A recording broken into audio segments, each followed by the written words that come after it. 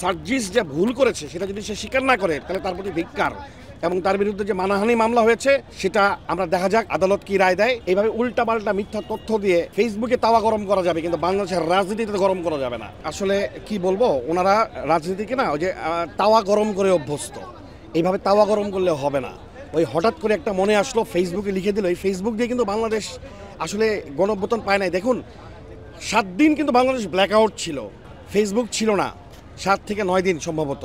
Facebook না থাকার কারণে কিন্তু বাংলাদেশের রাজনীতি কোনো তারতম্য হয় নাই, বরং ওই ফেসবুক না থাকার কারণে ওই সময় বাংলাদেশের মানুষ আন্দোলন করেছে। ওই সময় মানুষ স্বতঃস্ফূর্তভাবে এই দেশের হাসিনা সরকার পতনের জন্য সর্বাত্মক ভূমিকা রেখেছে। সুতরাং সার্জিস যে ভুল করেছে সেটা যদি সে স্বীকার না করে তাহলে তার প্রতি ধিক্কার, এবং তার বিরুদ্ধে যে মানহানি মামলা হয়েছে সেটা আমরা দেখা যাক আদালত কি রায় দেয়। অবশ্যই সে মানহানি করেছে। এইভাবে উল্টাপাল্টা মিথ্যা তথ্য দিয়ে ফেসবুকে তাওয়া গরম করা যাবে, কিন্তু বাংলাদেশের রাজনীতিতে গরম করা যাবে না। এত সস্তা না রাজনীতি, রাজনীতি এত সস্তা বিষয় না।